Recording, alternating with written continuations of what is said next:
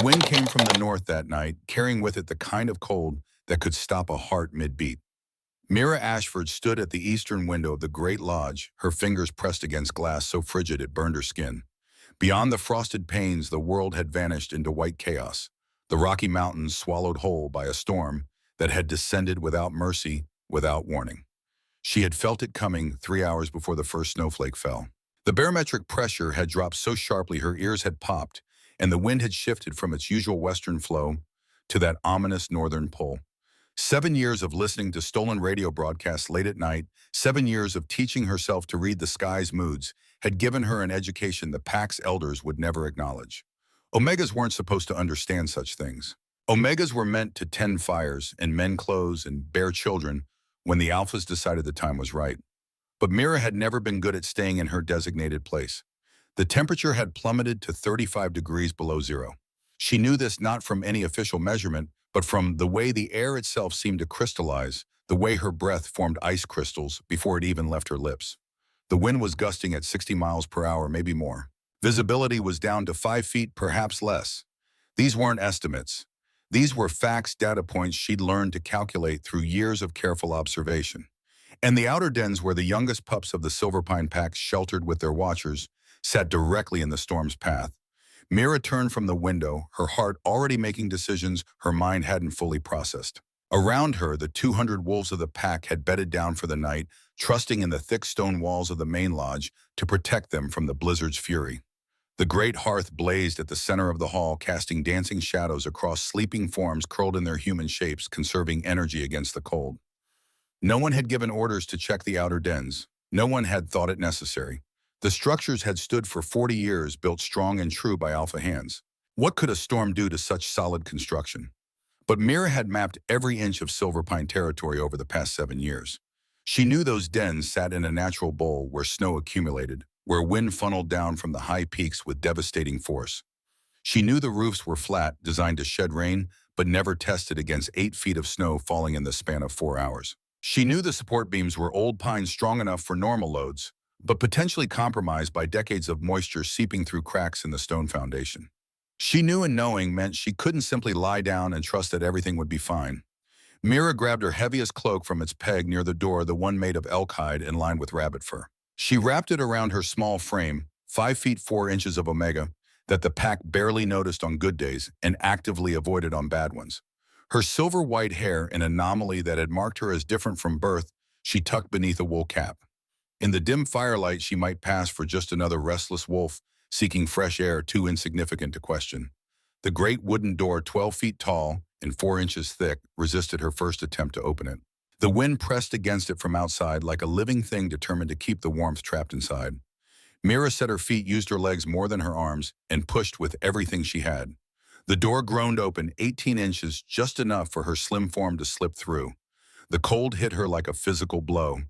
The wind tore the breath from her lungs and sent her staggering sideways 3 steps before she caught herself against the lodge's stone wall. Snow pelted her face with the force of thrown gravel, each flake tiny and hard as ice, the kind that formed when temperatures dropped so low that moisture froze instantly in the air.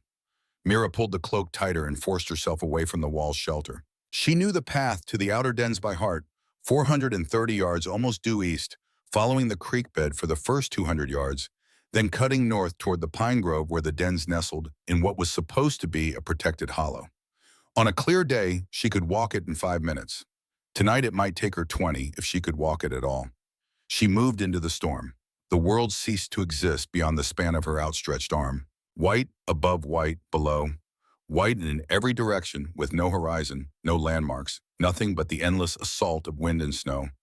Sound disappeared too, swallowed by the storm's roar, a noise so constant and overwhelming it became a kind of silence, a void where nothing else could exist.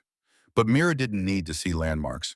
She'd walked this path 300 times, maybe more. She knew where the creek bed dipped low enough to trap drifts, where the pine roots broke through the soil and created tripping hazards, where a cluster of boulders forced the path to curve slightly south before straightening again. She navigated by feel and memory, by the slight downward slope that told her she was following the creek's course, by the texture of snow beneath her boots that changed from windswept and hard-packed to soft and deep where the terrain provided shelter. Her hands, even wrapped in mittens, had gone numb within the first 2 minutes. Her face felt like stone, the skin so cold it didn't register pain anymore, just a distant awareness that frostbite was claiming territory with every passing second. The cold penetrated her cloak, her tunic, her very skin, trying to find her core, trying to freeze the life inside her. She kept walking.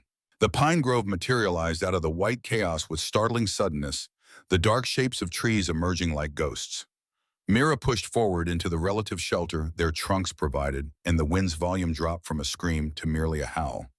Here she could see perhaps 10 feet instead of 5. Here she could draw a full breath without the air being ripped away. And here she could see what had happened to the outer dens. The first structure had collapsed entirely. The flat roof, never designed to bear the weight of 8 feet of snow, accumulating in 4 hours, had given way at the center. The support beams, compromised by rot, she'd noted in her private journals 6 months ago, but never reported because who would listen to an Omega's observations, had snapped like kindling. The walls still stood, but the interior was buried beneath tons of snow and timber. Mira's heart, already racing from exertion and cold, kicked into something beyond fear. 6 pups lived in these dens, ranging from 4 to 7 years old, too young to be housed in the main lodge, where their noise and energy would disturb the elders, but old enough to survive with minimal supervision from their assigned watchers. 3 of them slept in the den that had just collapsed. She ran the final 30 yards, her boots breaking through the snow's crust, with each step sinking to her knees and forcing her to high-step like a deer through deep drifts. She reached the collapsed den and dropped to her knees at the edge of the debris field, her hands already tearing at the snow, despite the futility of moving such weight barehanded. Beneath the white surface, beneath the shattered timber and crushed stones, she heard nothing. No cries, no whimpers, no sound of life at all. Just the wind and the creak of settling wood and her own labored breathing that came in gasps and sobs. Mira closed her eyes. Not in despair, though despair was certainly present. Not in prayer, though she'd been raised to believe in a moon goddess who supposedly watched over their kind. She closed her eyes to focus, to listen, not with her ears, but with something deeper. Something the pack called Omega intuition. With dismissive tolerance. Something she'd learned to trust more than any of her other senses. There, 30 degrees to her left, 8 feet down. A pocket where the roof beam had fallen at an angle against the western wall, creating a triangle of space that the snow couldn't fully penetrate. And in that space, heartbeats. Slow, cold, frightened, but present. 3 small hearts still beating. Mira opened her eyes and began to dig. She had no shovel, no tools of any kind. Just her hands and the desperate strength that came from knowing that 3 children would die if she stopped moving.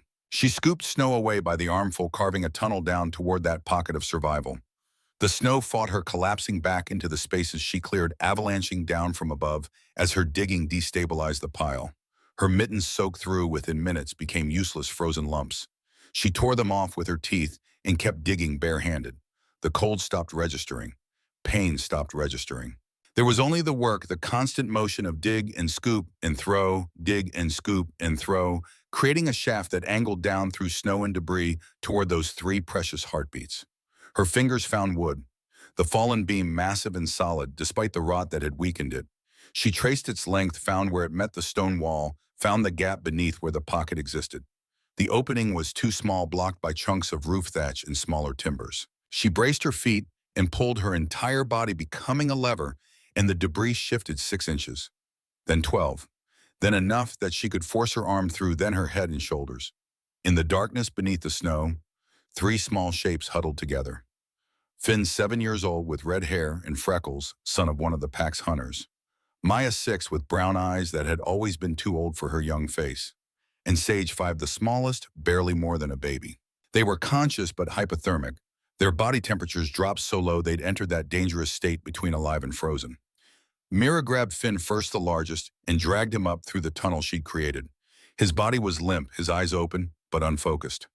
She laid him on top of the snowdrift and went back for Maya, pulling her up with hands that had stopped feeling anything at all, that moved through muscle memory and will alone. Maya whimpered once, a sound so soft it barely registered above the wind, and Mira took that as a victory. Sage was the hardest, deepest in the pocket, furthest from the opening. Mira had to crawl fully into the collapsed den to reach her, had to squeeze through gaps between beams and stone, while tons of snow pressed down from above, any moment threatening to shift and bury her too. Her fingers found Sage's small hand, locked onto it and pulled. The child came free with agonizing slowness, her clothing snagged on debris, her body so cold and stiff, She felt like a carved statue rather than a living girl, but her heart still beat. Her lungs still drew breath, and that was enough. Mira emerged from the tunnel with Sage clutched to her chest and found the other two den's residents standing at the edge of the collapsed structure. Three more pups, Bryn the smallest at 6 years old, and twins Rowan and Asher, both 5, with their watcher, an elderly Omega named Senna, who stood frozen in shock and horror. "Help me," Mira said, and her voice came out as a croak, her throat raw from breathing frozen air. "We have to get them warm." Senna didn't move.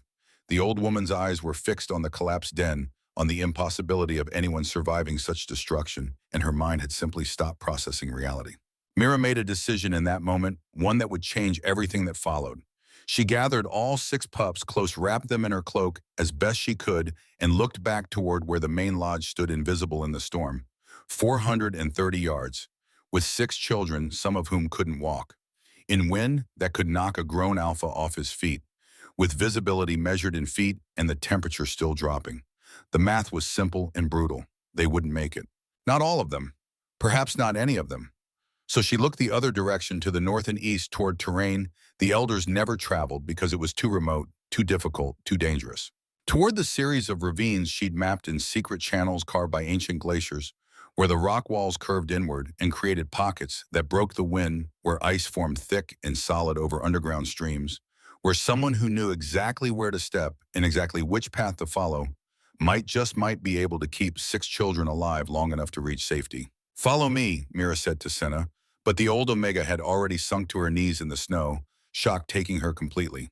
She would have to be carried too, and Mira didn't have the strength for that. No one did. Mira made the second decision harder than the first. She pulled off her cloak and wrapped Senna in it, tucking it around the old woman's shoulders. "Stay here," she commanded, using a voice she'd never used before, a voice that expected obedience because the alternative was death. "Do not move. I will come back for you." Then she lifted Sage and Bryn, one in each arm, 35 and 40 pounds of dead weight, and looked at the 4 remaining pups who could still walk. "Stay close to me. Step exactly where I step. Do not let go of each other. If you fall, scream so I can find you. Do you understand?" 4 small heads nodded. Finn took Maya's hand. Maya took Rowan's hand. Rowan took Asher's hand. And Mira began walking east into terrain no sane wolf would travel in a blizzard, following a path that existed only in her memory and her desperate hope. The ravines were worse than she'd feared and better than she'd imagined. Worse because the wind funneled through them with focused fury, creating gusts that threatened to pluck the children from her arms and hurl them into the darkness. Better because once they descended below the ravine's rim, the rock walls did exactly what she'd calculated they would. They broke the wind into eddies and cross currents that partially canceled each other out, creating corridors of relative calm where the air merely howled instead of screamed. Mira navigated by touch and memory, one hand running along the ravine's western wall, while the other supported Sage and Bryn against her body. The 4 walking children stayed pressed close, their combined body heat creating a small pocket of warmth that kept hypothermia at bay, at least for now. She counted her steps, 47, to the first bend, 63, through the narrow section where the walls closed to within 6 feet of each other, 89, to where the frozen stream created a flat path forward. The stream's ice held their weight. This was the gamble, the moment where all her years of study either proved accurate or revealed themselves as fatal miscalculation. Ice thickness depended on temperature, duration of cold water flow rate beneath snow cover, acting as insulation. She'd calculated 3 feet of ice at the stream's center, less at the edges where warmer earth met water. She'd verified her calculations 12 times, visiting this spot at different temperatures, tapping the ice with rocks to hear its resonant frequency, measuring the pitch of that ring against her knowledge of how sound traveled through ice of varying density. 3 feet would hold them. 2 feet would hold them. Even 18 inches would probably hold them, though that was cutting closer to the margin of error than she liked. The ice held.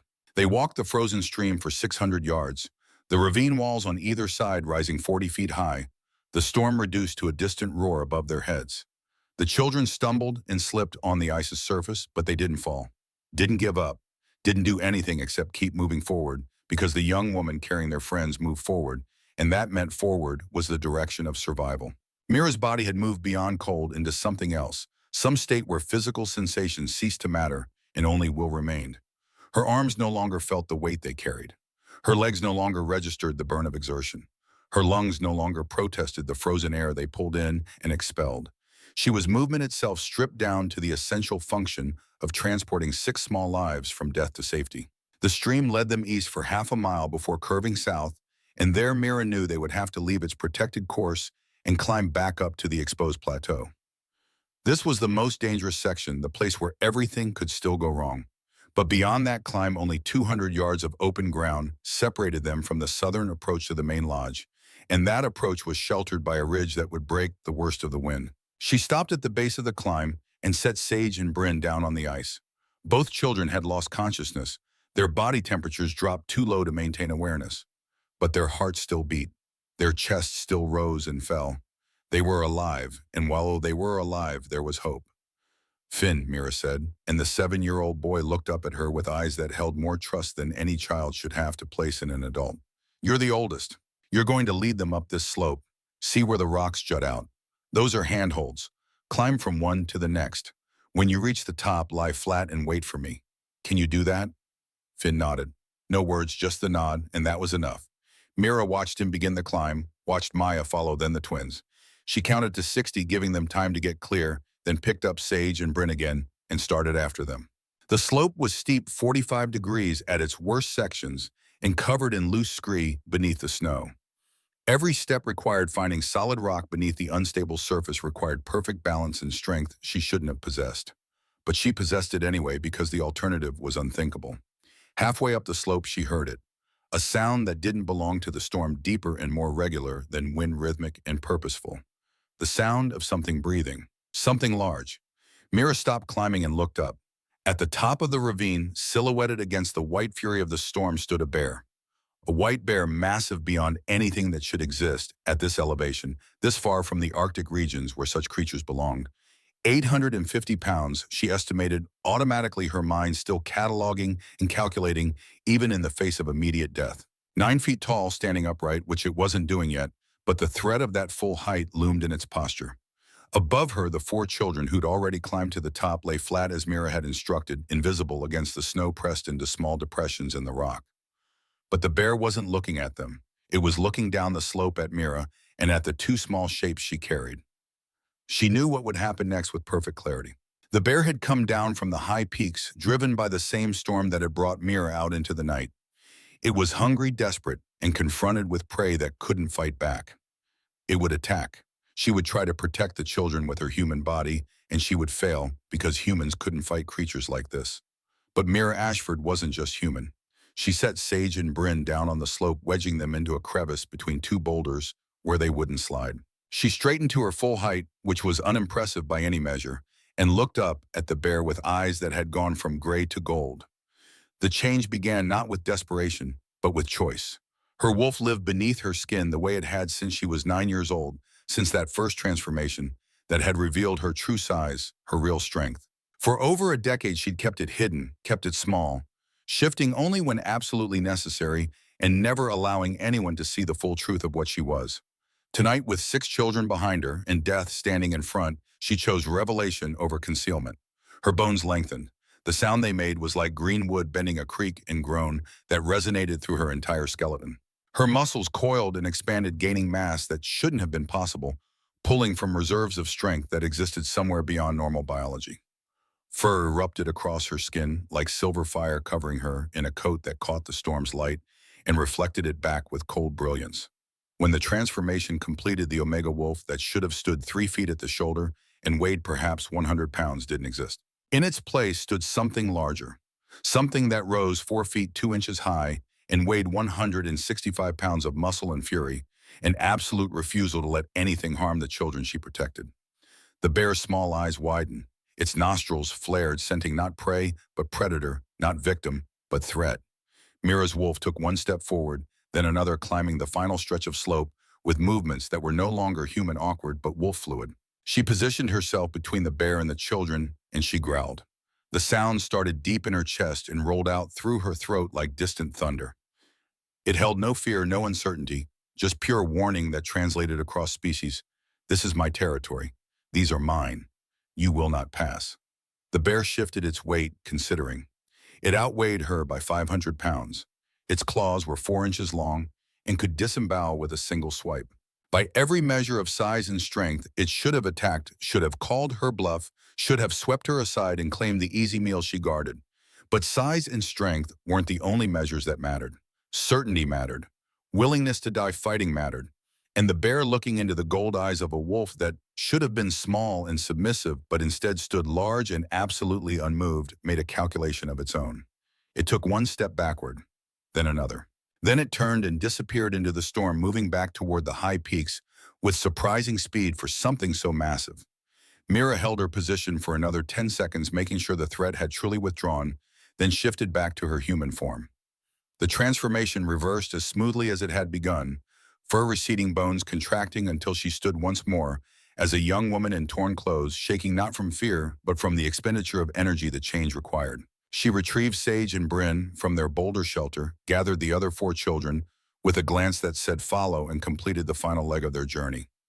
200 yards across open ground, the wind trying to knock them sideways, the cold trying to claim them one final time. But the southern approach did break the wind as she'd calculated, and the main lodge doors were visible ahead, lit by the torches that burned in their iron brackets on either side. Mira didn't have the strength to knock. She simply put her shoulder against the right-hand door and pushed, and this time the door opened easily because the wind pressed from behind instead of ahead. She stumbled into the great hall with 6 children clustered around her and behind her. Snow spilled across the threshold in a wave of white, and the sudden warmth of the interior after the killing, cold outside, felt like walking into fire. The pack's night watch, a young alpha named Marcus, started up from his post near the hearth with eyes gone wide. But Mira didn't look at him. She looked past him to where the elders sat in their elevated seats at the hall's far end, roused from sleep by the blast of cold air and the commotion of the door. Elder Thorne, head of the council, rose to his feet with the slow deliberation of someone who couldn't quite believe what he was seeing. Mira met his gaze across the length of the hall, her silver-white hair plastered to her skull with melting snow, her face so pale she looked like a ghost, her gray eyes absolutely steady despite the trembling that had started in her limbs as shock began to set in. "The outer dens collapsed," she said, and her voice carried through the sudden silence with perfect clarity. "I brought them home." Then her legs gave out and she collapsed onto the stone floor. The last thing she saw before darkness claimed her was young Bryn breaking free from the cluster of children and running toward her, small hands reaching out to catch her as she fell. Mira woke to the scent of pine smoke and the sensation of heat pressing against her skin like a living thing. For a moment, disoriented and aching, she couldn't remember where she was or why every muscle in her body screamed with the kind of deep exhaustion that came from pushing flesh and bone beyond their natural limits. Then memory returned in fragments: the storm, the collapsed den, the bear's dark eyes reflecting her wolf's gold stare. She opened her eyes to find herself lying on a pallet near the great hearth, wrapped in wool blankets that smelled of cedar and smoke. The main hall stretched around her in the pre-dawn darkness, lit only by the fire's glow and a few scattered oil lamps. Most of the pack still slept their breathing, a quiet chorus that filled the space with the rhythm of collective rest. But not all slept. At the edge of her vision, Mira saw figures gathered near the elders' seats, 5 of them speaking in low voices that didn't quite mask their agitation. Elder Thorne stood at the center, his tall frame rigid with something that might have been anger or might have been fear. The distinction mattered less than the fact that he was awake, alert, and clearly disturbed by whatever the night had revealed. Mira tried to sit up and discovered that her hands had been bandaged, thick wrappings of linen covering her palms and fingers. The flesh beneath throbbed with a dull, persistent pain that suggested frostbite, probably severe. She flexed her fingers experimentally and felt the skin crack, felt moisture seep into the bandages. Second-degree damage at minimum, possibly worse. She'd lose some sensation permanently, perhaps lose some dexterity in her left hand, where she'd dug longest through the frozen debris. A small price for 6 lives. "You should rest." The voice came from her right, soft and female, and carrying the weight of advanced age. Elder Morris settled onto a stool beside Mira's pallet, moving with the careful precision of someone whose bones no longer bent as easily as they once had. At 68, she was the eldest of the council and the only one who'd ever spoken to Mira was with something approaching kindness rather than dismissive tolerance. "The children," Mira said, and her throat felt like she'd swallowed broken glass. Every word scraped and burned. "Alive," Moira confirmed. "All 6. Elara has them in the healing room. Hypothermia, frostbite, shock. Finn has a broken finger from where he gripped the rocks too hard climbing out of that ravine. Bryn won't stop asking for you. The old woman's pale eyes studied Mira's face with an intensity that felt like being weighed and measured. You saved them. Senna too, though that was touch and go for a while. The storm broke an hour ago. We sent wolves back to the outer dens at first light. They found her right where you left her, wrapped in your cloak, barely conscious, but breathing. Mira closed her eyes briefly, relief washing through her with enough force to make her dizzy. 7 lives. She'd gambled everything on calculations and intuition and desperate hope, and somehow impossibly everyone had survived. How did you know, Moira asked quietly, about the dens collapsing, about the path through the eastern ravines, about where the ice would hold and where it wouldn't? Malin, it wasn't accusation in the elder's voice, just genuine curiosity. But Mira had learned long ago that curiosity from those in power was rarely innocent. Every answer she gave would be examined, dissected, used to determine what she was and whether that posed a threat to the established order. Still, the truth seemed safer than evasion. Evasion implied guilt, implied something to hide beyond what she'd already revealed. I study the weather, Mira said simply. Barometric pressure, wind patterns, temperature gradients. There's a radio in the abandoned watchtower on the western ridge. It still works if you know how to fix the wiring. I've been listening to the meteorology broadcast from Denver for 7 years, since I was 15. Learning the terminology, the patterns, what it means when a low-pressure system moves in from the north versus the east. Moira's eyebrows rose fractionally. You taught yourself meteorology from radio broadcasts. The basics, yes. The rest came from observation. I started mapping the territory when I was 16. Every trail, every stream, every place where the terrain creates microclimates or windbreaks or avalanche danger. I documented 47 safe routes through what most wolves consider impassable ground. The eastern ravines are one of them, if you know where the ice forms thick enough to bear weight and where the rock walls provide shelter from the wind. And the outer dens, how did you know they would collapse? Mira hesitated. This part would be harder to explain without sounding like she'd been deliberately withholding information which she had, but only because no one had ever asked for her observations before. Omegas weren't consulted on matters of infrastructure or safety. Their opinions existed in a space the pack's leadership didn't acknowledge. The support beams were rotting, she said finally. The eastern beam especially, you could see the water damage if you looked closely at the joints where it met the wall. I noted it in my journal 6 months ago. The roof design is flat, good for shedding rain, but not for bearing snow load. I calculated that anything over 6 feet of accumulation would stress the structure beyond its capacity. Last night's storm was going to drop 8 feet minimum based on the pressure gradient and moisture content in the air. The old woman sat very still, her weathered face unreadable. When she spoke again, her voice had dropped to barely above a whisper. You knew the dens were dangerous 6 months ago, and you said nothing. I tried, Mira said, and couldn't quite keep the bitterness from her voice. I mentioned it to my assigned supervisor.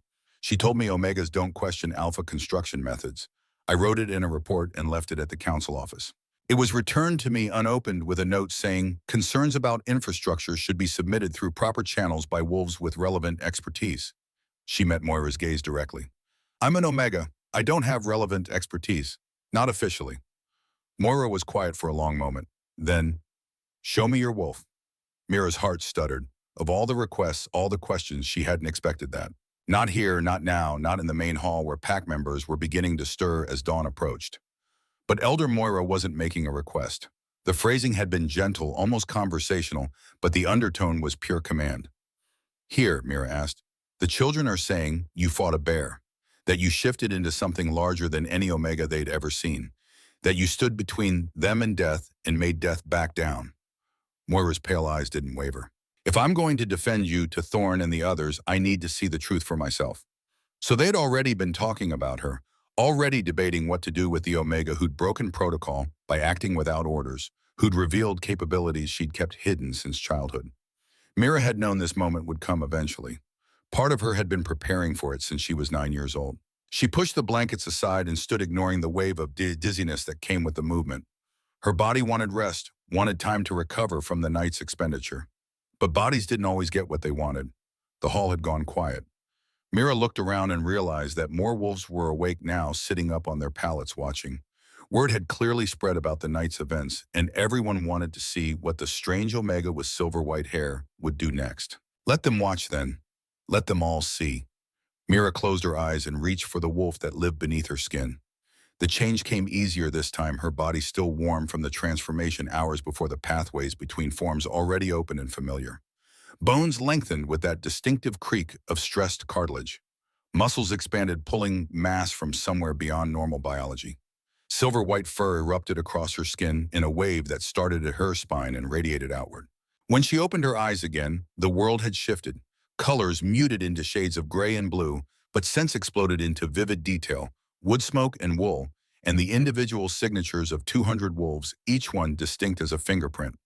Sounds sharpened, separated into layers she could parse and identify the crack of settling logs in the hearth, the rustle of fabric as someone shifted position, the elevated heartbeats of wolves too surprised to hide their physiological responses. She stood 4 feet 2 inches at the shoulder, 165 pounds of muscle and bone and fur, large enough to match the beta males, nearly as large as the smaller alphas. Completely impossible for an omega whose wolves were supposed to be compact and quick-built for speed and evasion rather than strength and endurance. The hall had gone absolutely silent. Mira turned in a slow circle, letting them all see, letting there be no doubt about what she was. She met the eyes of wolves she'd lived beside for 22 years. Wolves who'd ignored her, dismissed her, treated her as furniture that happened to breathe. Now they stared at her with expressions ranging from shock to fear to something that might have been awe. At the far end of the hall, Elder Thorne descended from his seat with movements that were very controlled, very deliberate. He walked toward Mira with the bearing of a man who'd spent 32 years in positions of authority and knew exactly how to project power through posture alone. He stopped 10 feet away and Mira could smell the conflict rolling off him, anger and unease, and a sharp spike of fear he was trying very hard to suppress. "How long?" Thorne asked. His voice carried through the hall with the resonance of someone accustomed to being heard.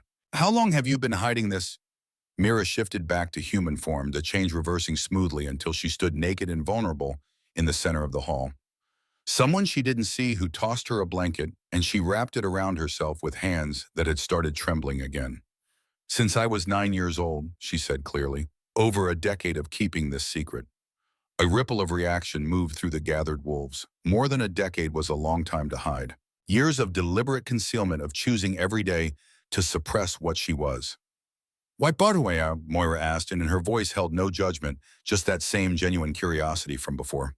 Mira looked at the old woman, then back at Thorne, then at the faces of the pack spread around her in the firelight. She thought about lying, about giving them an answer that would make this easier, less complicated. But she was already standing naked before them in every sense that mattered. Might as well speak the truth. "Because my mother told me to." The words came out steady despite the emotion behind them. "The first time I shifted, I was 9 years old. We were alone in our den, and I changed without meaning to, without understanding what was happening. My wolf was already larger than it should have been, not this large, but large enough that my mother knew what it would mean." Mira pulled the blanket tighter around her shoulders. The memory was sharp, despite the years still carried the weight of her mother's fear and desperate love. "She told me that omegas with strength get used, get treated as weapons instead of people, get bred for their genetics without regard for their wishes. She made me promise to hide, to shift as rarely as possible, to never let anyone see how large my wolf could become. She said that if I wanted any chance at choosing my own path, I needed to be invisible." "Your mother was Omega?" Moira asked softly. "Yes, she died when I was 11. Pneumonia one of the bad winters. By then, hiding had become habit. I kept the promise even after she was gone because I didn't know what else to do."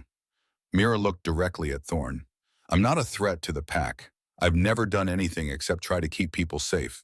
The skills I've learned, the maps I've made, the weather patterns I can read, those are tools, not weapons. I want to help, not harm."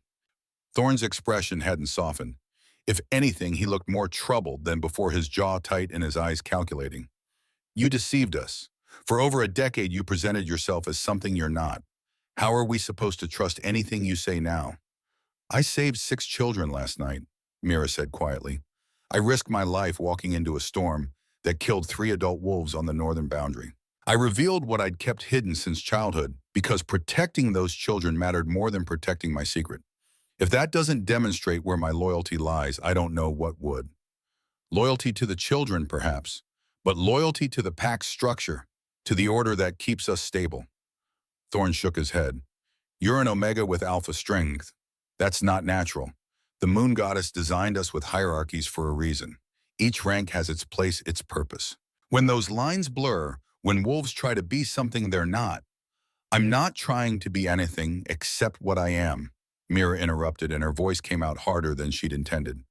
I didn't choose to be born Omega. I didn't choose to have a wolf this size. I just am.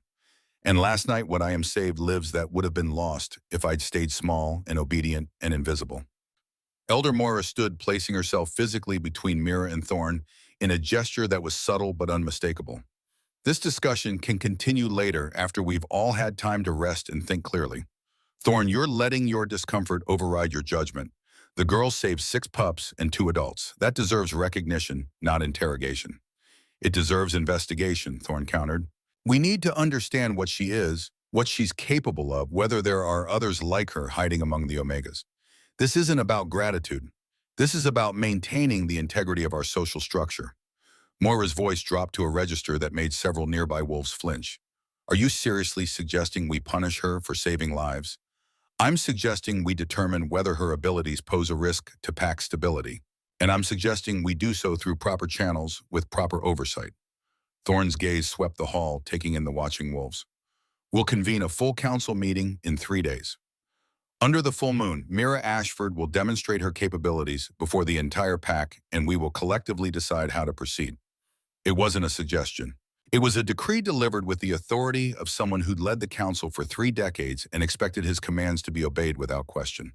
Mira felt the trap closing around her even as she recognized she had no real choice but to accept. Refusing would only confirm Thorn's suspicions that she posed a threat. I'll submit to whatever evaluation the council requires, she said carefully. But I want it stated clearly I have never acted against pack interests. Everything I've done, every skill I've learned has been in service of keeping us safe. Then you have nothing to fear from scrutiny, Thorn replied, and his smile didn't reach his eyes. The council head turned and walked back to his elevated seat, the conversation clearly over as far as he was concerned. The other elders began to disperse as well, though Moira lingered a moment longer, her weathered hand resting briefly on Mira's shoulder in a gesture that might have been support or might have been warning. Be careful, the old woman whispered. Thorn isn't wrong that your existence challenges our assumptions, but he's also afraid, and frightened men in power do dangerous things to maintain their control. The full moon gathering in 3 days, that's not just an evaluation. It's a test. And I'm not entirely sure what happens if you fail it. Then she too left, following the other elders toward their private chambers, and Mira was alone in the center of the hall with 200 pairs of eyes still watching her. She pulled the blanket tighter and made her way back to her pallet near the hearth. Her body was screaming for rest, for time to heal the damage she'd inflicted on it during the night's ordeal. But her mind wouldn't quiet, kept turning over Thorn's words, Moira's warning, the fundamental problem her existence represented. Hierarchies worked because everyone understood their place. Alphas led because they were strongest, fastest, most dominant. Betas supported because they were stable, reliable, skilled at implementation.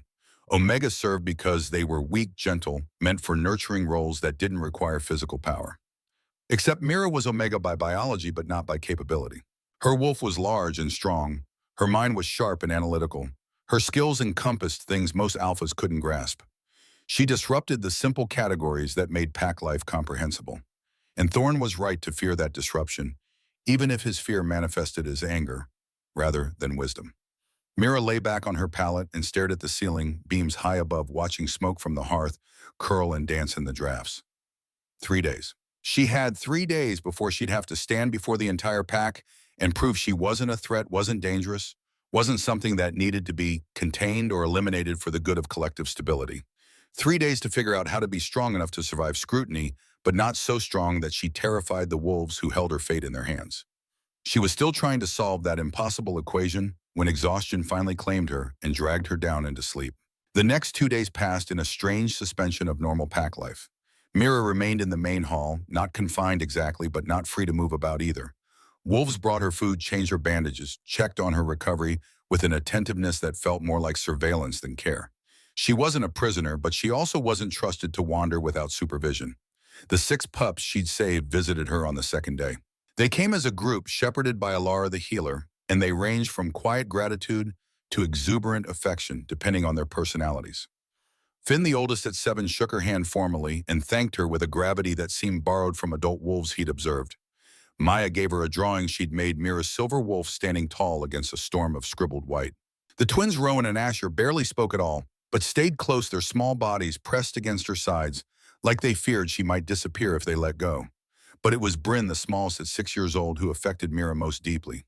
The child climbed into her lap without asking permission and wrapped thin arms around Mira's neck. "You're my hero," Bryn whispered against Mira's shoulder. "When I grow up, I want to be just like you." Mira felt her throat tighten. She looked over Bryn's head at Alara, who stood watching with an expression that held both warmth and concern. The healer knew as well as Mira did what those words meant: a child attaching, forming bonds of admiration and trust that could shape a whole life's trajectory. "You should be like yourself," Mira said gently, stroking Bryn's blonde hair. "The best, strongest, bravest version of yourself. That's better than being like anyone else." But Bryn just squeezed tighter and didn't let go for a long time. On the afternoon of the third day, as the sun began its descent toward the western peaks and the full moon prepared to rise, a visitor came that Mira hadn't expected. A young alpha named Declan Blackwood, 28 years old and newly appointed as the pack's lead scout, approached her pallet with the careful body language of someone who understood he might not be welcome. Mira knew Declan by reputation more than personal interaction. He was competent, respected, and quiet in a way that suggested depth rather than emptiness. He'd lost his younger brother Callum 3 years ago in an avalanche that had killed 12 wolves total, one of those tragedies that happened when people didn't understand terrain, didn't read the warning signs, didn't know which slopes to avoid when conditions were unstable. Declan settled onto the stool Moira had used days before, his green eyes serious, his auburn hair tied back from a face that was handsome in a rough, weathered way. He studied Mira for a moment, then spoke with a directness she appreciated. "I want you to teach me," he said simply. Mira blinked. Of all the things he might have said, she hadn't anticipated that. "Teach you what?" "How to read terrain like you do, how to know where ice will hold and where it won't, how to predict storms before they hit, how to navigate in conditions that would kill most wolves." He leaned forward slightly. "Callum died in an avalanche 3 years ago along with 11 others. He was 19. If even one person in that group had known what you know about snow stability and slope angles, they might still be alive." The grief in his voice was old, but not healed, the kind that had settled into the foundation of who he was, rather than fading with time. Mira recognized it because she carried similar grief for her mother, for the woman who died trying to protect her daughter by teaching her to hide. "I'm an Omega," Mira said carefully, "under evaluation by the Council for being too strong, too capable, too much of a threat to pack hierarchy. You're an Alpha and the lead scout. Seeking instruction from me could damage your standing." "I don't care about my standing," Declan said flatly. "I care about keeping wolves alive. And you've proven you can do that better than anyone I've ever met." He held her gaze steadily. "The Council can debate your place in the hierarchy all they want, but I watched you carry 6 children through a blizzard that killed 3 experienced adults. I read the report about the route you took, the calculations you must have made to know where to step and where not to.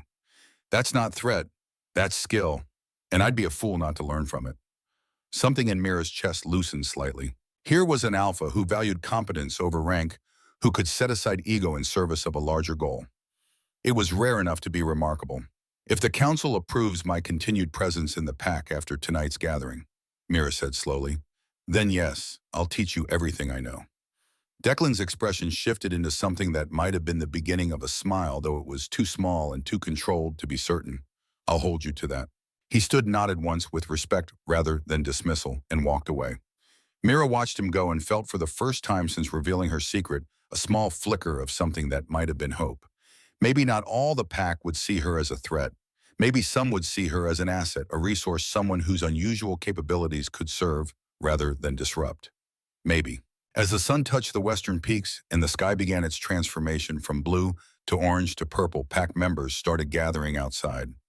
The full moon gathering was held in the great clearing beyond the lodge, a natural amphitheater, where the entire pack could assemble and where voices carried with unusual clarity due to the acoustic properties of the surrounding rock walls. 200 wolves filed out into the cold evening air, their breath forming clouds in the freezing temperatures. The storm had passed, leaving behind a landscape transformed by snow that glittered in the fading light like scattered diamonds. The temperature had dropped to 15 degrees below zero, cold enough to be dangerous, but nothing like the killing fury of 3 nights before.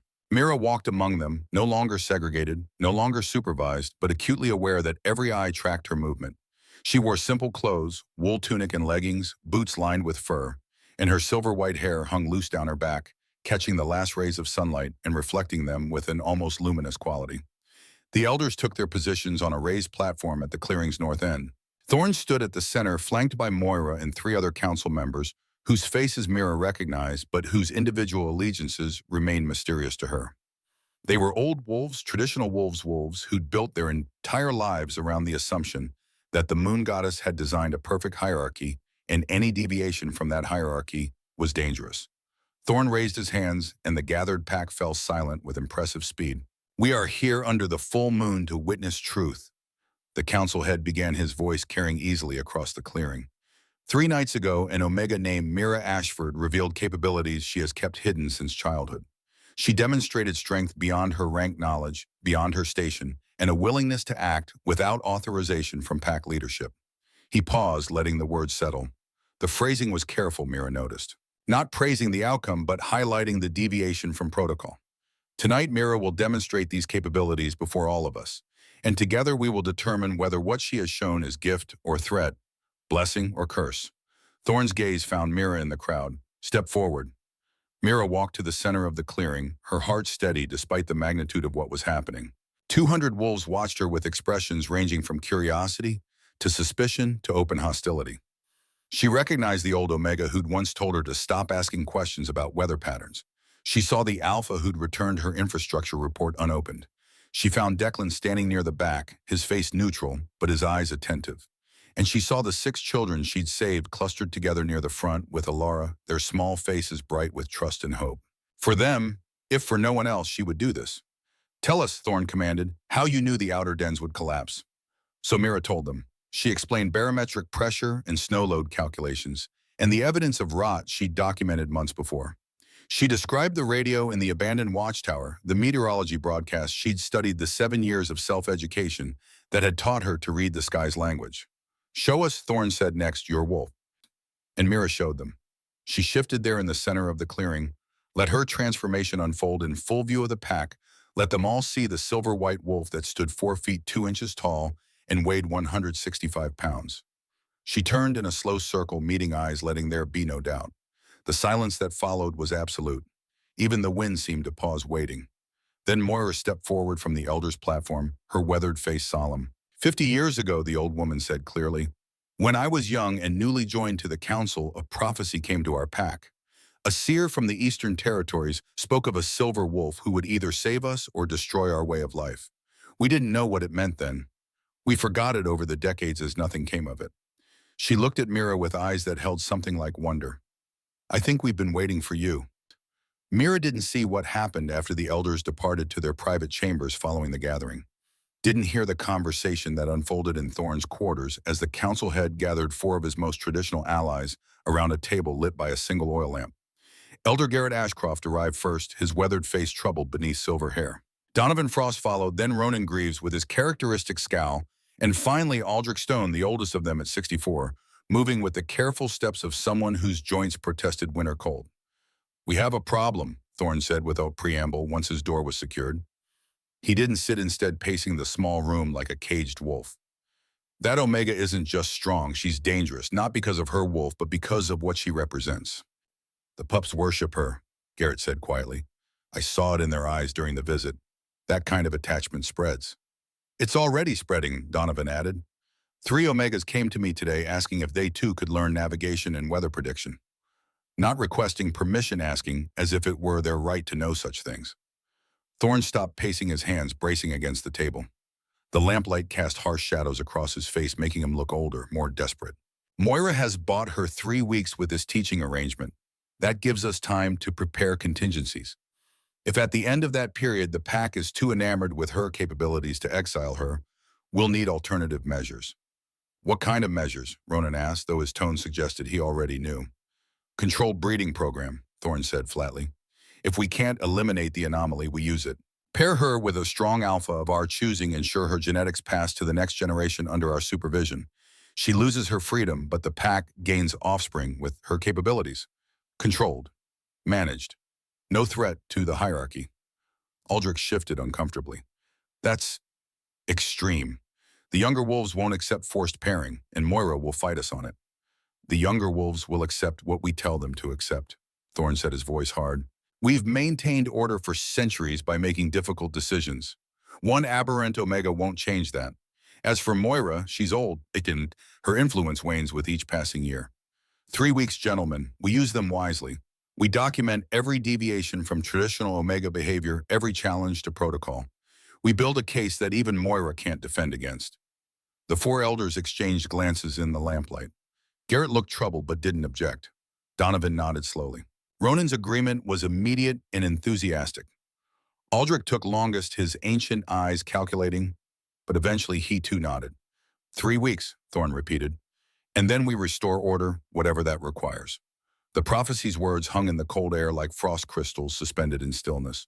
Mira felt the weight of 200 wolves' attention shift the quality of their scrutiny, changing from suspicious to something more complex, fear mixed with fascination, uncertainty, blended with desperate hope. A prophecy meant she wasn't just an anomaly. She was significant. And significance in wolf packs could be either salvation or sentence. Elder Thorne's jaw had gone tight, the muscle there jumping with tension, barely controlled. He clearly hadn't known about this prophecy, or if he had, he dismissed it as the rambling of a long-dead seer whose predictions had never materialized. Now Moira had weaponized that forgotten knowledge, had transformed Mira from threat into potential destiny. A prophecy, Thorne said, and his voice carried an edge sharp enough to cut, is not evidence. It's interpretation. The seer said, save or destroy, those are opposing outcomes, not endorsements. For all we know, Mira's existence could be the thing that tears our pack apart. Or, Moira countered quietly, she could be exactly what we need to survive what's coming. What's coming? Thorne's question came out more forcefully than he'd probably intended. What threat do you foresee that requires us to overturn centuries of hierarchy? We are stable, Moira. We are strong. We don't need radical change. We need order. Mira shifted back to human form, the transformation flowing smooth despite her exhaustion. Someone had anticipated this and left clothes folded on a nearby rock. She dressed quickly, grateful for the covering, even though modesty mattered less among shifters than it might among purely human communities. When she turned back to face the elders, she found Moira watching her with an expression that held both approval and warning. I'm not trying to overturn anything, Mira said, clearly projecting her voice so every wolf could hear. I don't want to be alpha. I don't want to lead or command or change the pack's structure. I just want to use what I know to keep people safe. That's all I've ever wanted. Noble words, Thorne replied, but intention and impact are different things. Your very existence challenges our fundamental understanding of what Omegas are, what they can be. Other Omegas will look at you and wonder why they're confined to traditional roles when you've proven those roles aren't determined by biology, but by choice. The questions you raise are dangerous even if you yourself aren't. He wasn't entirely wrong, Mira realized. She had spent over a decade hiding specifically because she understood what her revelation would mean, not just for her, but for every Omega in the pack who'd been told they were weak, limited, meant for service rather than leadership. If one Omega could be strong, could possess knowledge and capability beyond her designated station, then the entire hierarchy became negotiable rather than natural law. The questions exist whether I hide or not, Mira said quietly. Suppressing truth doesn't make it disappear. It just means we live with lies instead of dealing with reality. A ripple of reaction moved through the assembled wolves, some nodding agreement, others frowning disapproval. The pack was divided. Mira could see it in the way they clustered in distinct groups, in the body language that either leaned toward her or away. This wasn't a decision that would be made unanimously. Whatever the council decided tonight, roughly half the pack would feel alienated by the choice. Elder Moira raised her hand, calling for silence. We will not resolve this through debate alone. Mira has demonstrated capability. Now let us test whether that capability serves pack interests or undermines them. She turned to Mira directly. You say you want to keep people safe. Prove it. For the next 3 weeks, you will serve as advisor to our scout teams. You will teach them your methods for reading terrain and weather. If your knowledge improves our survival rates, if your skills can be transmitted to others rather than hoarded, then we will know your capabilities are gift rather than threat. It was a brilliant political maneuver, Mira realized. Moira was giving her a path to prove herself while also diffusing the immediate crisis. 3 weeks was long enough to demonstrate real value, but short enough that the pack wouldn't fracture waiting for resolution.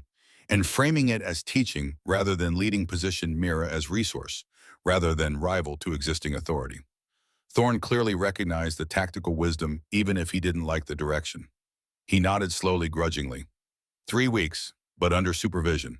Declan Blackwood will serve as liaison, ensuring Mira's instruction remains focused on practical skills rather than philosophical challenges to pack structure. At the end of that period, we'll reconvene and make a final determination about her place among us. Mira looked across the clearing and found Declan's eyes. The young scout gave a single, almost imperceptible nod. He'd volunteered for this, she realized. Or perhaps Moira had arranged it, knowing that Declan had already approached Mira about teaching him. Either way, it meant her primary student would be someone genuinely interested in learning, rather than someone assigned to monitor and restrict her. I accept the council's terms, Mira said formally. I'll share everything I know. No secrets, no holding back. Then we are decided. Moira declared, her voice carrying the weight of official judgment. For 3 weeks, Mira Ashford will serve as technical advisor to our scouts. At the next full moon, we will evaluate results and determine her permanent status within the pack. The gathering began to disperse, wolves breaking into smaller groups to discuss what they'd witnessed, what it meant, how they felt about an Omega who could stand as tall as an Alpha. Mira remained in the center of the clearing, feeling oddly isolated despite being surrounded by her pack. She'd revealed her secret, survived the initial scrutiny, earned a temporary reprieve. But she wasn't safe. Not yet. Possibly not ever. That was well done. Declan's voice came from behind her, low and steady. He'd approached while she was lost in thought, moving with the quiet competence of someone trained to track and observe. Moira gave you a chance. Thorn gave you supervision. Between them, you've got space to prove yourself. Mira turned to face him. Up close, the grief lines around his eyes were more visible, the weight he carried more apparent. He was only 28, but he looked older, worn by responsibilities and losses that had aged him before his time. You volunteered to be my supervisor, Mira said. It wasn't a question. I volunteered to be your student, Declan corrected. The supervision is just what Thorn needs to hear to feel like he's maintaining control. In practice, I'm going to learn everything you're willing to teach, and I'm going to make sure other scouts see the value in it. Why? Mira asked. You're Alpha, your lead scout. You have a status respect. Aligning yourself with me risks all of that. Declan was quiet for a moment, his gaze distant. When he spoke, his voice carried the hollow quality of old pain, revisited. 3 years ago, my brother died. Callum was 19, all because nobody in his group knew how to read the mountain's warnings. 12 wolves died that day, 12 families destroyed by ignorance. He looked at Mira directly, and she saw the raw honesty in his eyes. I've spent 3 years learning everything I could about wilderness survival, trying to make sure I never lose someone like that again. But I've hit the limits of what books and experience can teach me. You've gone beyond those limits. You've turned observation into science, intuition into method. That's what I need to learn. That's what could save the next group of young wolves who think they're invincible. The grief in his voice resonated with her own losses, her mother dead from illness. That better knowledge might have prevented. They'd both lost people to the gaps between what the pack knew and what they needed to know to survive. I'm sorry about your brother, Mira said quietly. 19 is too young. Any age is too young when it's preventable. Declan's jaw tightened. So yes, I'm risking my status by associating with you. But status means nothing if wolves keep dying from ignorance. I'd rather be a demoted Alpha who knows how to keep people alive than a respected scout who buries friends every winter. Mira felt something shift in her chest, a small easing of the isolation she'd carried for so long. Here was someone who understood that knowledge mattered more than rank, that capability served a higher purpose than maintaining comfortable hierarchies. When do we start? She asked. Tomorrow morning, first light. Declan's expression shifted into something that might have been the beginning of a smile. Dress warm. I want you to show me those eastern ravines. Walk me through how you calculated the ice thickness and navigation points. If I'm going to teach others, I need to understand your methodology from the ground up. The ravines are dangerous even in good weather, Mira warned. We'll need to move carefully. I'm a scout, Declan said simply. Dangerous is where I work. He left, then walking back toward the main lodge with the efficient stride of someone who didn't waste movement or energy. Mira watched him go and tried to ignore the small flutter of something in her chest that might have been hope, or might have been the beginning of respect for an Alpha who could set aside ego in service of learning. Dawn came cold and clear on the 4th day since the storm, the sun rising over the eastern peaks to illuminate a landscape transformed by the recent blizzard. 10 feet of snow covered everything, smoothing the terrain into gentle curves and hiding the dangerous variations beneath in deceptive uniformity. Beautiful and deadly in equal measure, the mountain's standard offering. Mira met Declan at the lodge's eastern entrance, as agreed. He dressed practically heavy canvas pants, reinforced at the knees, and a wool coat lined with rabbit fur boots that came up to mid-calf with good traction soles. He carried a pack that likely held emergency supplies rope, possibly a small shovel. Smart preparation from someone who understood that mountain weather could turn lethal without warning. "Ready?" he asked, his breath forming clouds in the frigid air. "Ready," Mira confirmed. She dressed similarly, though her clothes were older, more worn. Omegas didn't get first choice of pack resources, didn't receive the newest or best equipment. She'd learned to make do with hand-me-downs and careful repairs, to value function over appearance. They set out across the snowfield, following the path Mira had taken 3 nights before, when the world was white chaos and visibility measured in feet. Now, under clear skies and brilliant sunlight, that same terrain looked completely different. The creek bed was visible as a shallow depression winding east.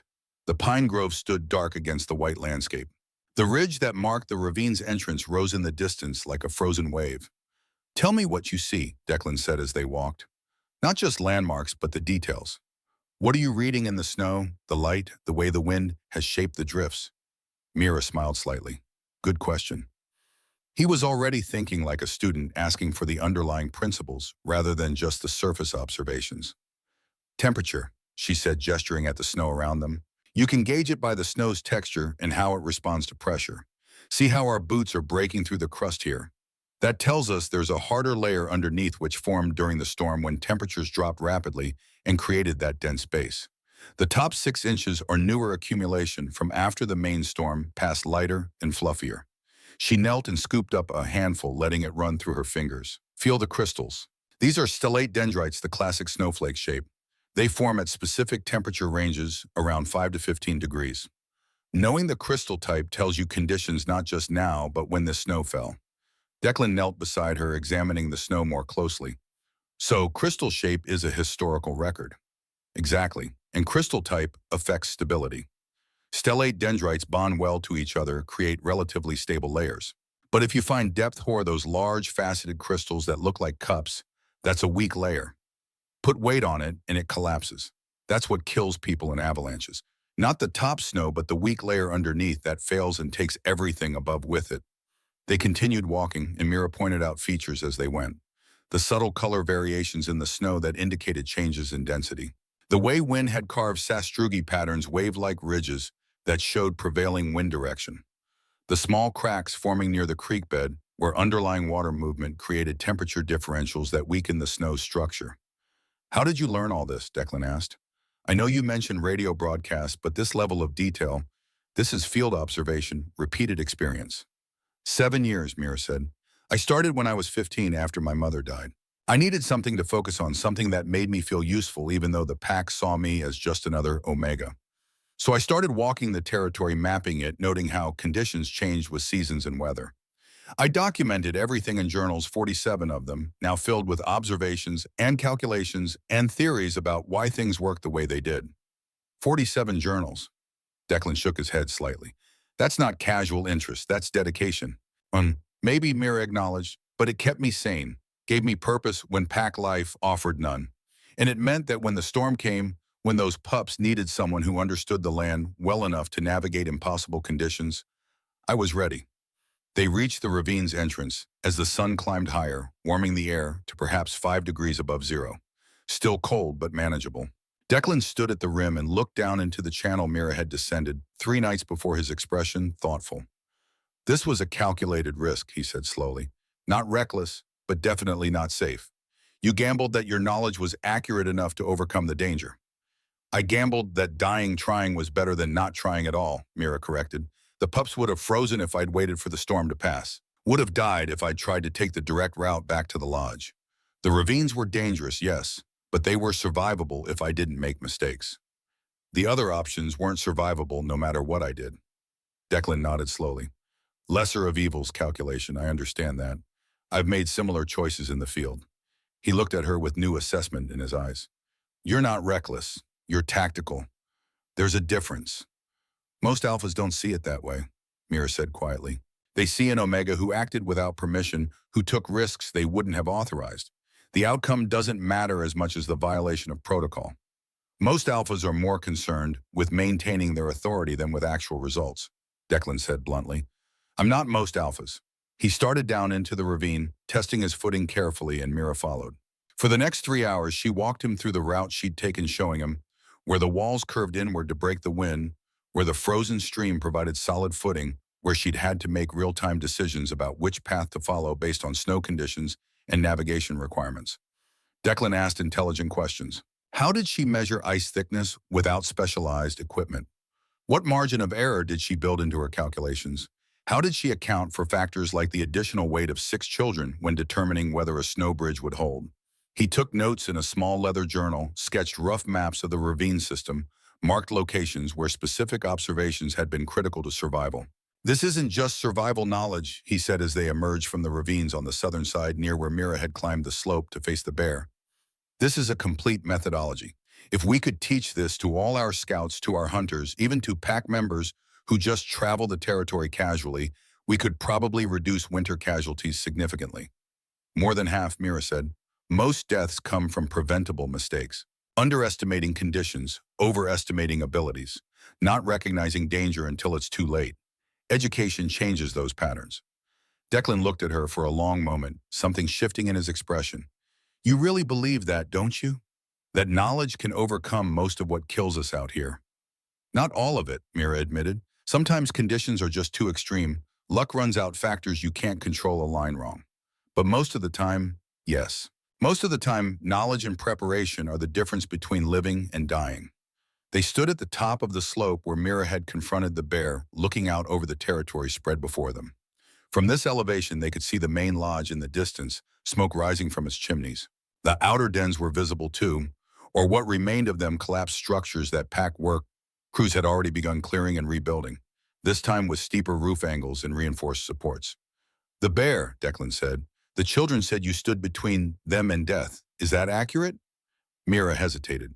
This was dangerous territory, the part of the story that highlighted her wolf's size and strength rather than her intellectual capabilities.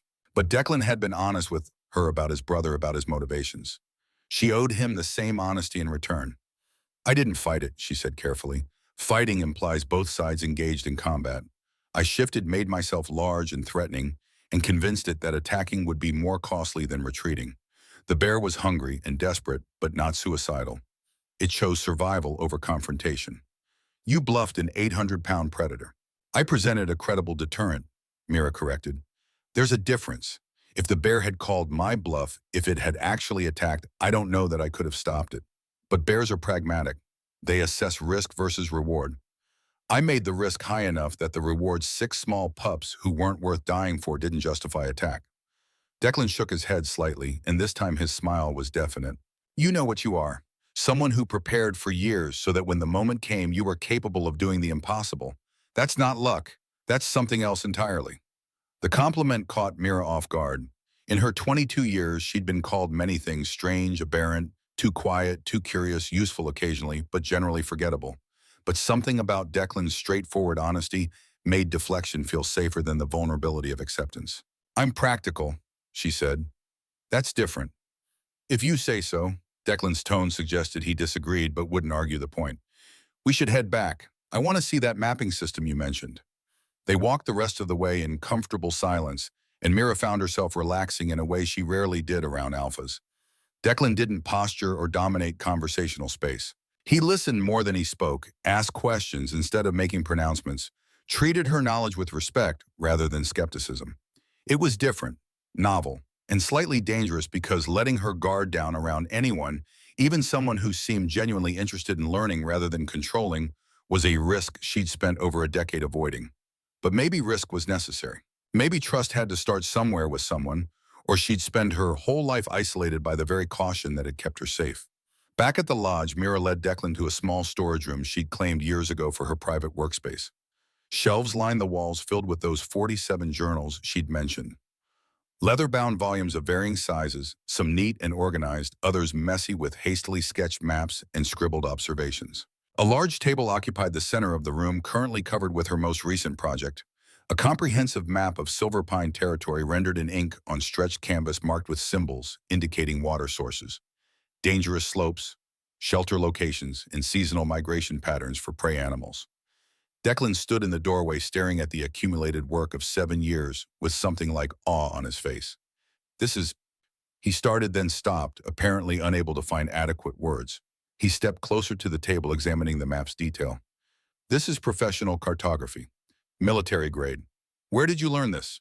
Trial and error mostly, Mira admitted.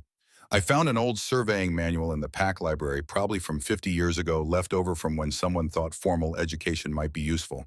It covered basic triangulation, scale, representation, symbol, standardization. I adapted those principles to wilderness mapping. She pointed to a section of the map covering the eastern ravines they just explored. Each route is color-coded by difficulty: green for accessible to any wolf, yellow for moderate skill required, red for dangerous, even with experience. The numbers indicate estimated travel time in good conditions. The symbols show specific hazards: avalanche zones, unstable ice areas where wind creates whiteout conditions. Declan traced one of the routes with his finger. You've documented alternative paths too, multiple ways to reach the same destination. Conditions change. A route safe in autumn might be deadly in winter. Having options means adapting to circumstances. Exactly, Mira said, pleased that he grasped the concept immediately. How long would it take to teach someone else to make maps like this? Mira considered.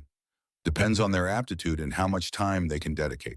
The basic principles, scale, symbols, route marking, could be covered in a week. Becoming proficient enough to survey new territory and create accurate maps. That's months of practice minimum, probably years to match this level of detail. But the fundamentals could be taught. Declan looked at her with that same intensity from earlier. Could be spread to other scouts, other wolves who travel the territory regularly. We could create a collective knowledge base instead of relying on individual memory. That's been my hope, Mira said quietly, that eventually this wouldn't be just my maps, my observations, that it could become pack knowledge, something everyone contributes to and benefits from. Declan was quiet for a moment, studying the map with focused attention. When he spoke again, his voice carried a note of determination that hadn't been there before. I'm going to make sure Thorne and the council see this. Not just the map, but the methodology, the years of work, the potential value to pack survival. You're not a threat. You're an asset we've been foolish enough to ignore for 2 decades. That ends now. Declan, Mira started, but he cut her off with a raised hand. I know you don't want attention. I know you'd prefer to stay quietly useful in the background, but that's not going to protect you anymore. Your secret's out. The only way forward is to make yourself so obviously valuable that even Thorne can't justify exiling or restricting you. His green eyes were serious, committed. Let me advocate for you. Let me show the pack what I'm seeing right now, that you're exactly what we need, whether they realize it or not. It was overwhelming, this sudden alliance with an alpha who barely knew her, but had decided she was worth defending. Mira wanted to protest to maintain the careful neutrality that had kept her safe for so long, but she also recognized truth in his words. Hiding hadn't worked. Minimizing herself hadn't protected her. The only path forward was through visibility, through demonstrating value too significant to dismiss. Okay, she said quietly, show me how to do this, because I've spent over a decade making myself small. I don't know how to be visible without being threatening. Declan's expression softened. You don't need to be large, you just need to be clear. Show them what you know, what you can teach, how it benefits everyone. The rest will follow. It sounded simple when he said it. Mira hoped he was right. They spent the rest of the afternoon, nearly 4 hours as shadows lengthened across the snow, going through Mira's journals, with Declan taking notes on the most critical observations and methodologies. He asked about her process, about how she decided what to document, and how about the tools she'd improvise when proper surveying equipment wasn't available to an Omega. Outside Mira's workspace, the lodge had settled into evening routines. Through the window, she could see Alara leading the 6 rescued pups toward the dining hall for supper, their laughter carrying on the cold air.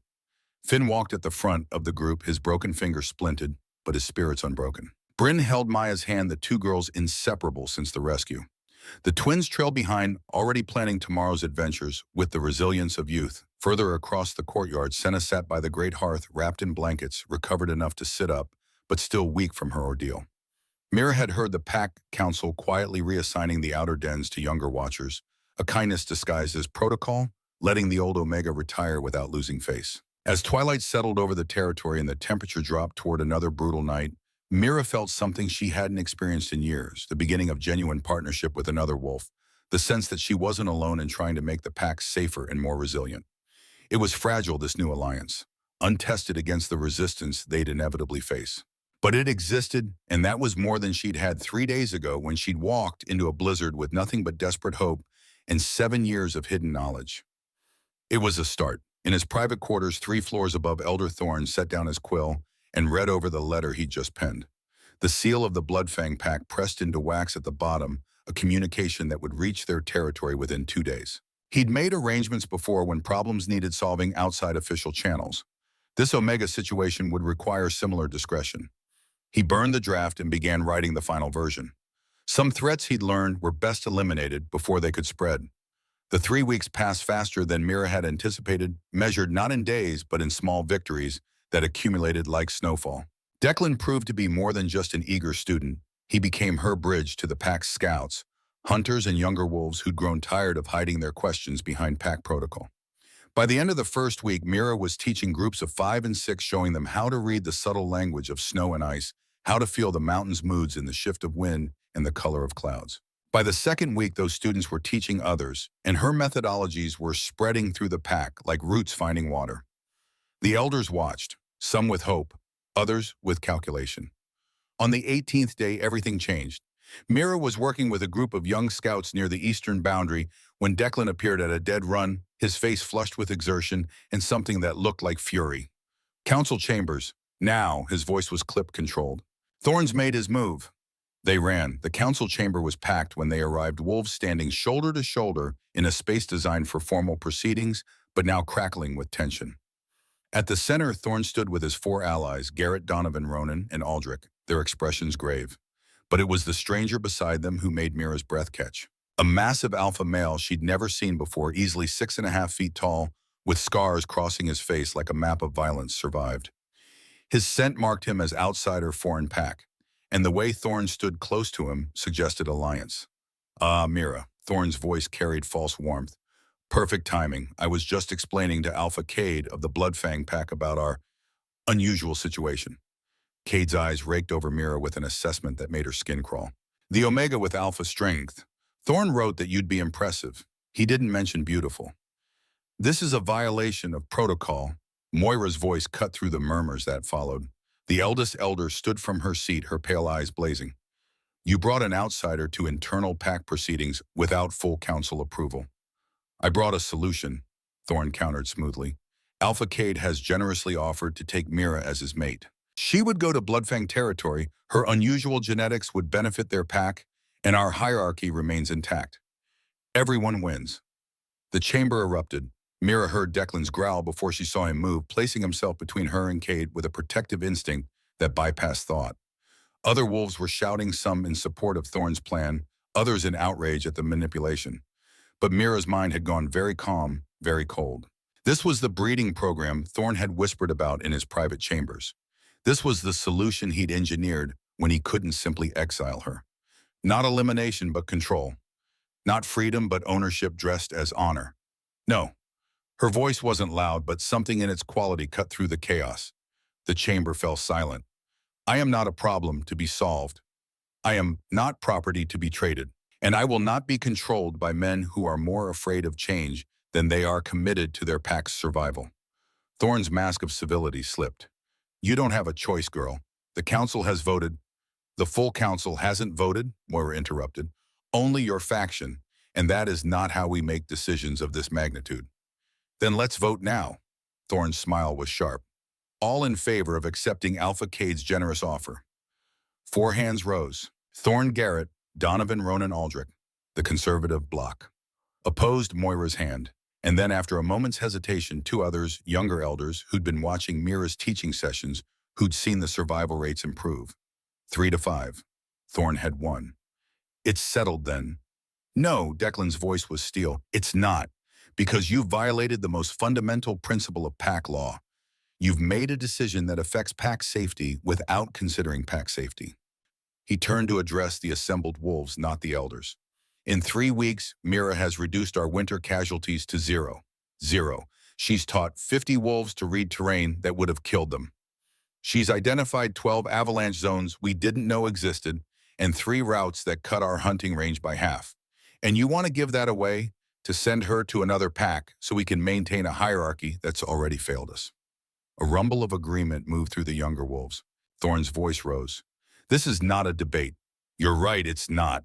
The new voice came from the chamber entrance, and every head turned. 6 figures stood there. The pups Mira had saved, now flanked by their parents. Finn stepped forward, his young voice steady despite his 7 years. Elder Thorne, you taught us that pack means family, that we protect our own. Mira is pack. She saved us. And if you send her away, then your words mean nothing. Behind him, his father spoke. My son is right. We've lived under your leadership for decades, Thorne. And in all that time, I've never seen you risk yourself for any of us the way this Omega did in one night. Other voices joined. Parents whose children Mira had taught to read the ice. Scouts whose lives her maps had saved. Wolves who'd lived their whole lives being told their rank defined their worth, now seeing proof that capability mattered more than birth. The tide was turning. Thorne saw it too. His face darkened. This is mutiny. This is evolution, Moira said quietly. She stood and something in her bearing commanded absolute attention. Thorne, you've served this pack for 32 years. But you've confused control with leadership and fear with wisdom. The pack is speaking. Are you brave enough to listen? For a long moment, Thorne stood rigid, his allies exchanging uncertain glances. Then Cade spoke, his voice carrying dark amusement. Seems you wasted my time, old wolf. The Omega's not yours to give. He looked at Mira one last time, something like respect in his scarred face. Shame, you would have made interesting pups. He left, and with his departure something broke in Thorne's coalition. Garrett stood slowly, his weathered face troubled. I withdraw my vote, he said quietly. Moira is right. We've confused order with wisdom. Aldrich followed, as do I. 3-5 had become 1-7. And Thorne, for all his decades of authority, couldn't command the tide to reverse. Then it's decided, Moira declared. Mira Ashford remains with Silverpine Pack with full rights and recognition of her capabilities.